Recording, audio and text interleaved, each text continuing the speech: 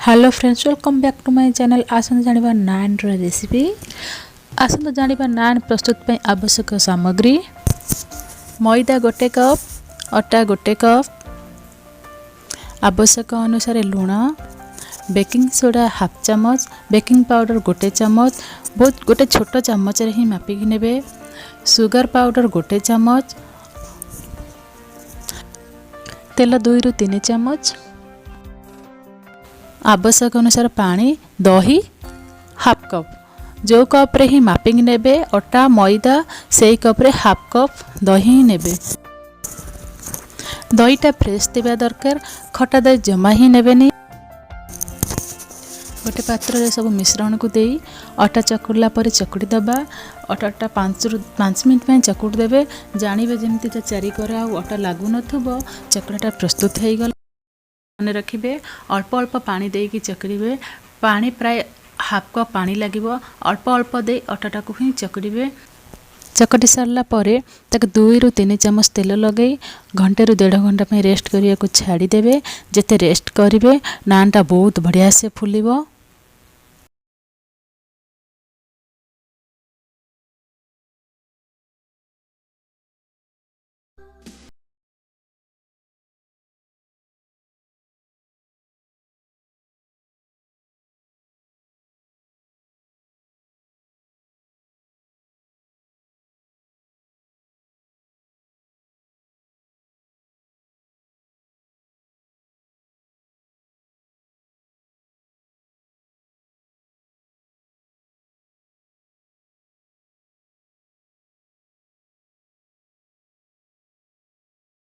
चकड़ाटा केते नरम अछि, तळु को प्रेस करले जेमति ऊपर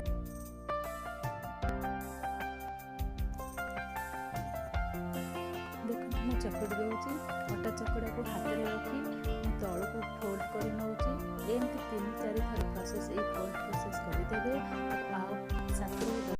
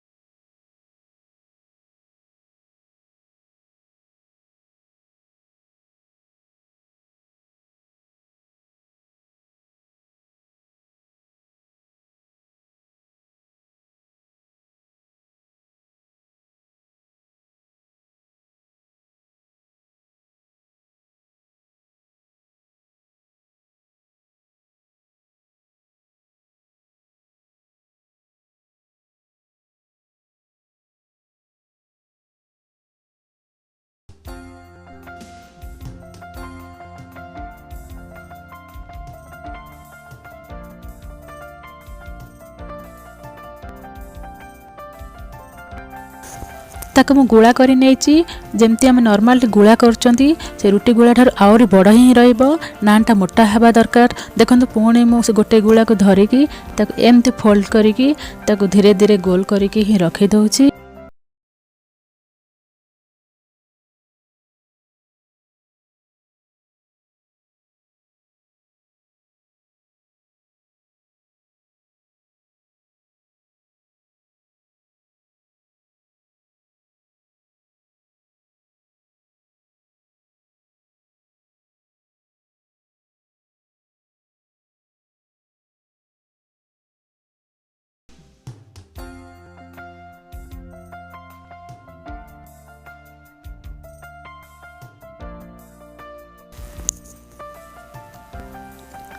अल्प मैदा देई से गोल को मु बेली नउची। ताकू लंबा माने ओवल शेप रो ही बेली नेबे। रुटी भली गोल कले भी चलिबो, किंतु ओवल शेप टा नानटा ही बेसी भलो लागे। मोटा करिके बेली नेबे। जमा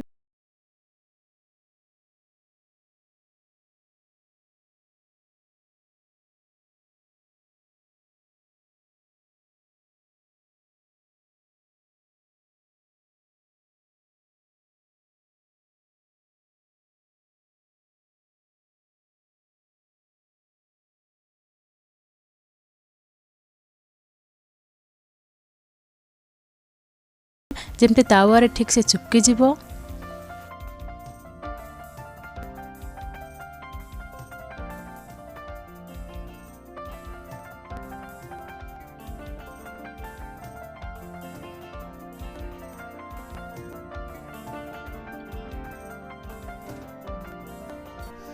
तावा गरम थिबा दरकार। गैस को हाई फ्लेम रे रखिथिबे। पानी पटटा को तावा रे चिपकेई देबे। नानटा फुली उठिबो।